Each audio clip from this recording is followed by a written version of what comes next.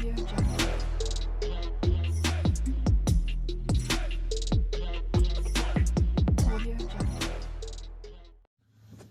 ိသတ်များအားလုံးမင်္ဂလာပါဗျထုံးစံတိုင်းပဲ20လေးမစခင်မှာကျွန်တော်ပရိသတ်တွေအားလုံးကိုကျွန်တော်ဆုတောင်းပေးခြင်းပါတယ်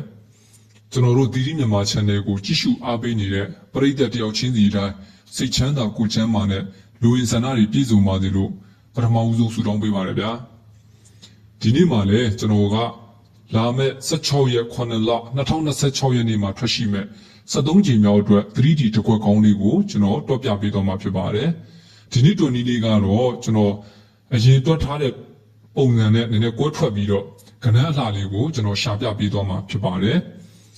ထုံးစံတိုင်းပဲတွန်နီလေးမစခင်မှာကျွန်တော်တို့ရဲ့တီတီမြန်မာ channel ကို subscribe မလုပ်ရသေးရင်လည်း subscribe လုပ်ခဲ့ပြီးဖို့တောင်းဆိုချင်ပါတယ်ဗျဒါဆိုကျွန်တော်တို့တွန်နီလေးကိုစလိုက်ကြရအောင်ဒီမှာ866ကနောက်ပိတ်ကဏ္ဍဖြစ်တဲ့6ရဲ့3939ကနောက်ပိတ်ကဏ္ဍဖြစ်တဲ့9ရဲ့914ကခါးလေကဏ္ဍဖြစ်တဲ့1ရဲ့ဒီကဏ္ဍသုံးလုံးကိုကျွန်တော်တို့ပေါင်းကြည့်ပါမယ်6ရဲ့9ရဲ့ပေါင်းတော့9ရဲ့1ရဲ့ပေါင်းတော့6ရပါတယ်ဟုတ်ပြီအဲ့ဒီရတဲ့6ကနောက်တစ်ပင်မှာထိပ်စီးကဏ္ဍနေနဲ့စင်းကိုစင်းရပါမယ်ဒီလိုစင်းမစင်းကိုကျွန်တော်တို့အတူတူစစ်ကြည့်ကြရအောင်ဒီမှာဆိုလို့ရှိရင်ထွက်သွားတဲ့ကဏ္ဍက6တစ်နှစ်ဒါကြောင့်ကျွန်တော်တို့ရရှိထားတဲ့6ကထိပ်စီးကဏ္ဍနေနဲ့စင်းသွားတာကိုကျွန်တော်တို့တွေ့ရှိရပါတယ်။ Okay အဲ့ဒါဆိုရင်ဒီပတန်အတိုင်းလေးပဲကျွန်တော်တို့နောက်တစ်ပင်ကိုလည်းဆက်သွားကြည့်ပါမယ်။6တင်းနှစ်ကနောက်ပိတ်ကဏ္ဍဖြစ်တဲ့2ရဲ့3ခုကနောက်ပိတ်ကဏ္ဍဖြစ်တဲ့9ရဲ့38ခုကခါးလက်ကဏ္ဍဖြစ်တဲ့8ရဲ့ဒီကဏ္ဍသုံးလုံးကိုကျွန်တော်တို့ပေါင်းကြည့်ပါမယ်။2ရဲ့9ရဲ့ပေါင်းတော့9ရဲ့8ရဲ့ပေါင်းတော့9ရပါတယ်။ကျွန်တော်တို့အပေါ်ကပင်တွက်ထားတဲ့ပင်တိုင်းဆိုရင်ဒီရထားတဲ့ကဏ္ဍတန်ကို9ကနောက်တစ်ပင်မှာထိပ်စီးကဏ္ဍနေနဲ့စင်းကိုဆင်းရပါမယ်ဟုတ်ပြီကျွန်တော်တို့စင်းမစင်းကိုအတူတူစစ်ကြည့်ကြရအောင်ဒီမှာခွန်3ညဆိုပြီးတော့ထွက်သွားတဲ့အတွက်ကျွန်တော်ရထားတဲ့တန်ကို9ကထိပ်စီးကဏ္ဍနေနဲ့ဆင်းသွားတာကိုကျွန်တော်တို့တွေ့ရှိရပါတယ်ဟုတ်ပြီဒီပတန်လေးကလည်းနှစ်ပင်စက်တိုက်မှန်ခဲ့ပြီဖြစ်ပါတယ်ဒါကြောင့်ကျွန်တော်တို့လာမဲ့73ချိန်မြောက်အတွက်ထိပ်စီးကဏ္ဍကိုဒီပတန်အတိုင်းလေးပဲကဏ္ဍနေရာယူထားတာလေးမပြောင်းလဲပဲနဲ့ကျွန်တော်တို့အတူတူတွက်ကြည့်ကြရအောင်ဒီမှာဆိုလို့ရှိရင်ခွန်3ညကနောက်ပိတ်ကဏ္ဍဖြစ်တဲ့3ညရဲ့184ကနောက်ပိတ်ကဏ္ဍဖြစ်တဲ့4ရဲ့495ကခါးလေကဏ္ဍဖြစ်တဲ့9ရဲ့ဒီကဏ္ဍသုံးလုံးကိုကျွန်တော်တို့ပေါင်းကြည့်ပါမယ်3ညရဲ့4ရဲ့ပေါင်းတော့4ရဲ့9ရဲ့ပေါင်းတော့3ရပါတယ်โอเคအပေါ်ကပတ်တန်အတိုင်းဆိုရင်ဒီရထားတဲ့တန်မိုးကလာမဲ့73ချိန်မြောက်မှာထိပ်စီးကဏ္ဍနေနဲ့ဆင်းရမှာဖြစ်ပါတယ်ဒါကြောင့်ကျွန်တော်တို့ကလာမဲ့73ချိန်မြောက်အတွက်ထိပ်စီးကဏ္ဍကို3ရရှိမှာဖြစ်ပါတယ်ဒါဆိုကျွန်တော်တို့ခါးလိုက်ကဏ္ဍကိုလည်းဆက်ပြီးတော့ရှာကြည့်ကြရအောင်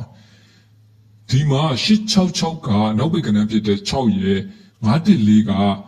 ခါးလိုက်ကဏ္ဍနဲ့နောက်ပိတ်ကဏ္ဍဖြစ်တဲ့1ရဲ့4ရဲ့ဒီကဏ္ဍသုံးလုံးကိုကျွန်တော်တို့ပေါင်းကြည့်ပါမယ်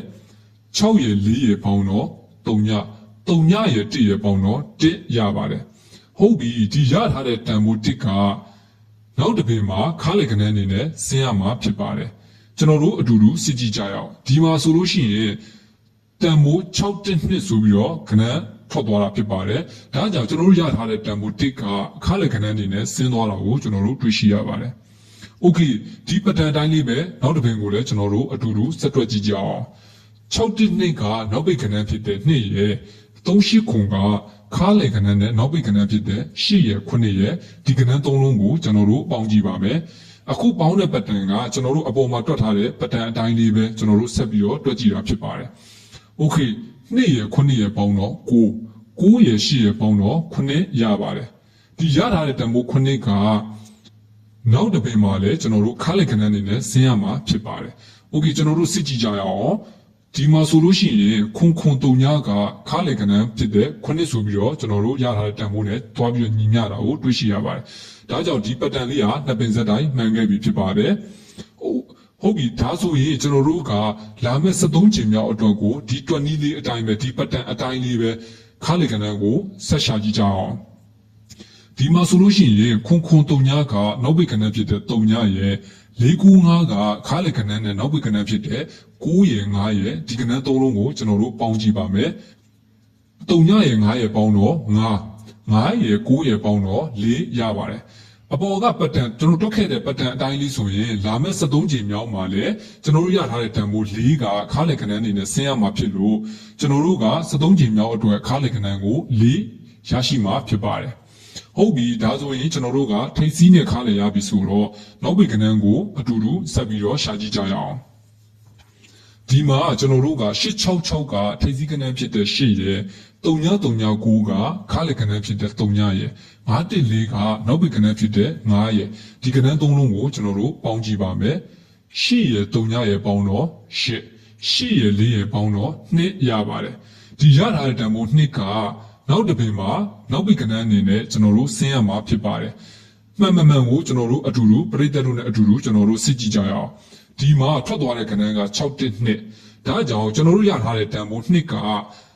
နောက်တစ်ပင်မှာကျွန်တော်တို့နောက်ပိတ်ခဏန်းအနေနဲ့ဆင်းသွားတာကိုမှန်ကန်တွေ့ရှိရပါတယ်။ Okay ကျွန်တော်တို့ဒီပတ်တန်အတိုင်းလေးပဲနောက်တစ်ပင်ကိုလည်းအတူတူဆက်တွက်ကြည့်ပါမယ်။612ကထိပ်စီးခဏန်းဖြစ်တဲ့6ရဲ့3ခုကခါးလေခဏန်းဖြစ်တဲ့9ရဲ့38ခုကနောက်ပိတ်ခဏန်းဖြစ်တဲ့9ရဲ့ဒီခဏန်း3လုံးကိုကျွန်တော်တို့ပေါင်းကြည့်ပါမယ်။6ရဲ့9ရဲ့ပေါင်းတော့3ရဲ့9ရဲ့ပေါင်းတော့3ရပါတယ်။အပေါ်ကကျွန်တော်တို့တွက်ခဲ့တဲ့ပတ်တန်အတိုင်းဆိုရင်ဒီရထားတဲ့တန်ဖိုး3ကနောက်တစ်ပင်မှာနောက်ပိတ်ခဏန်းအနေနဲ့ဆင်းရမှာဖြစ်ပါတယ်ကျွန်တော်တို့အတူတူစစ်ကြည့်ကြရအောင်ဒီမှာထွက်သွားတဲ့ခဏန်းကခွန်3ဒါဆိုကျွန်တော်တို့ရထားတဲ့တန်ဖိုး3ကနောက်တစ်ပင်မှာနောက်ပိတ်ခဏန်းအနေနဲ့မှန်ကန်စွာဆင်းသွားတာကိုကျွန်တော်တို့တွေ့ရှိရပါတယ်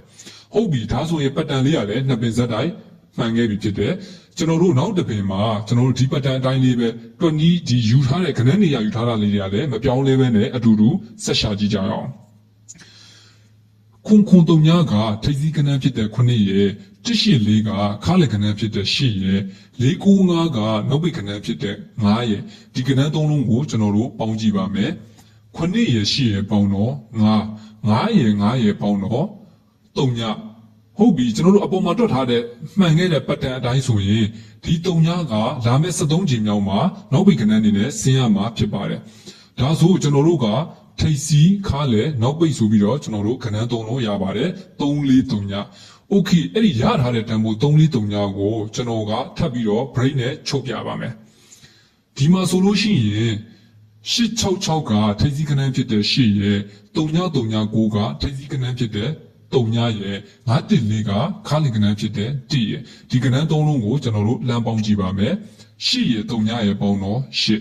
8နဲ့1နဲ့ပေါင်းတော့9ရပါတယ်။ Okay ဒီရထားတဲ့9ကကျွန်တော်တို့နောက်တစ်ပင်မှာကျွန်တော်တို့ထွက်သွားတဲ့ခဏန်းရဲ့ပေါင်းခြင်းနဲ့ကျွန်တော် break ညီမညီကိုကျွန်တော်တို့ချုပ်ကြည့်ပါမယ်။ထွက်သွားတဲ့ခဏန်းကကျွန်တော်တို့မှာ612ဒါကြောင့်6ရဲ့1ရဲ့ပေါင်းတော့9ရဲ့2ရဲ့ပေါင်းတော့9ရတဲ့အတွက်ကျွန်တော်တို့အပေါ်မှာရထားတဲ့9 break နဲ့ညီမျှတာကိုကျွန်တော်တို့တွေ့ရှိရပါတယ်။ဟုတ်ပြီကျွန်တော်တို့ဒီအတိုင်းလေးပဲနောက်တစ်ပင်ကိုလည်းကျွန်တော်တို့အတူတူဆက်ပြီးတော့တွားကြည့်ကြရအောင်။ဒီမှာ612ကထိပ်စီးခဏန်းဖြစ်တဲ့6ရဲ့3ခုကထိပ်စီးခဏန်းဖြစ်တဲ့3ရဲ့38ခုကခါးလေခဏန်းဖြစ်တဲ့8ရဲ့ဒီခဏန်း3လုံးကိုကျွန်တော်တို့ပေါင်းကြည့်ပါမယ်6ရဲ့3ရဲ့ပေါင်းတော့6နဲ့8နဲ့ပေါင်းတော့4ရပါတယ်။ Okay ဒီရထားတဲ့တန်ဖိုး4ကနောက်တစ်ပင်မှာထွက်သွားတဲ့တန်ဖိုးနဲ့ညီမညီကိုကျွန်တော်တို့အတူတူဆက်ပြီးတော့စစ်ကြည့်ကြရအောင်။ဒီမှာဆိုလို့ရှိရင်ထွက်သွားတဲ့ခဏန်းကခွန်3ညအဲ့ဒီတော့ခွန်နဲ့ပေါင်းတော့4နဲ့3နဲ့ပေါင်းတော့4ရတဲ့အတွက်ကျွန်တော်တို့အပေါ်မှာတွက်ထားတဲ့တန်ဖိုး4 break နဲ့ညီမျှတာကိုကျွန်တော်တို့တွေ့ရှိရပါတယ်။ဟုတ်ပြီဒါဆိုရင်လည်းကျွန်တော်ဒီပတ်တန်လေးဟာနှစ်ပင်ဇက်တိုင်းမှန်ခဲ့ဖြစ်ပါတယ်။အဲ့ဒါဆိုရင်ကျွန်တော်တို့ရှေ့မှာတွက်ခဲ့တဲ့တန်ဖိုး343ဆိုတဲ့ခဏန်းအလှလေးကိုကျွန်တော်တို့ break နဲ့ချုပ်ပြီးတော့ကျွန်တော်တို့စစ်ကြည့်ကြအောင်ပေါ့နော်ဒီစစ်တဲ့အခါမှာလည်းဒီပတ်တန်ကိုကျွန်တော်တို့အပေါ်မှာတွက်ထားတဲ့ပတ်တန်အတိုင်းပဲကျွန်တော်တို့ယူပြီးတော့တွက်ကြည့်ပါမယ်ဒီမှာကျွန်တော်တို့ခွန်3ကထိပ်စီးခဏန်းဖြစ်တဲ့9ရဲ့184ကထိပ်စီးခဏန်းဖြစ်တဲ့1ရဲ့495ကခါးလေခဏန်းဖြစ်တဲ့9ရဲ့ဒီခဏန်း3လုံးကိုကျွန်တော်တို့ပေါင်းကြည့်ပါမယ်9ရဲ့1ရဲ့ပေါင်းတော့8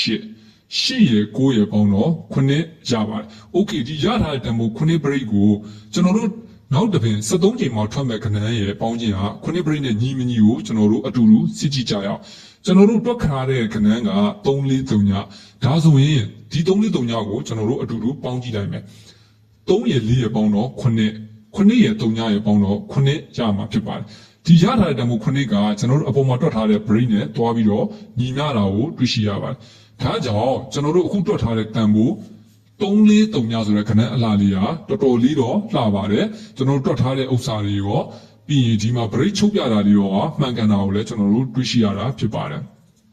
ကျွန်တော်တို့အနေနဲ့ကတော့ကျွန်တော်ပရိသတ်တွေကိုပေါက်စီခြင်းနဲ့စေတနာတွေနဲ့ကျွန်တော်တော်နီးအကောင်းလေးတွေတော်နီးအလန်းလေးတွေနဲ့ကျွန်တော်တွက်ပြတာဖြစ်ပါတယ်ကျွန်တော်ပရိသတ်တွေအနေနဲ့ကတော့အကြိုက်တူရင်ခဏလေးတွေကိုကြိုက်တယ်ဆိုရင်တော့ကစားကြည့်လို့ရပါတယ်ဗျနောက်ပြီးတော့ကျွန်တော်ပရိသတ်တွေအနေနဲ့လည်းတခြားတည်တဲ့ခဏလေးကောင်းတဲ့ခဏလေးကိုလည်းကွန်မန့်မှာဆွေးနွေးပေးပါဦးဝင်မြပေးပါဦးခင်ဗျဒါအပြင်လာမယ့်16ရက်9လ2026ရက်နေ့မှာထွက်ရှိမယ်73ကြိမ်မြောက် 3D ဒီ time တီဖွင့်ပွဲပေါ့နော်ဒီ live ကိုလည်းကျွန်တော်တို့ဒီမြန်မာ channel ကနေပြီးတော့ဓာတ်ရိုက်ထုံးလင်းတင်ဆက်ပေးသွားမှာဖြစ်ပါတယ်။ဒါကြောင့်ပရိသတ်တွေအနေနဲ့လည်း subscribe မလုပ်ရသေးရင် subscribe လုပ်ခဲ့ပြီးတော့ဘေးက notification ခေါင်းလောင်းလေးကိုလည်းနှိပ်ခဲ့ပေးပါဦးဗျ။ကျွန်တော်ပရိသတ်တွေတယောက်ချင်းစီတိုင်းစိတ်ချမ်းသာကိုယ်ချမ်းသာရှိကြပါစေဗျာ။ဒီနေ့ဗီဒီယိုလေးကတော့ဒီလောက်ပါပဲခင်ဗျ။အားလုံးကိုကျေးဇူးတင်ပါတယ်ဗျ။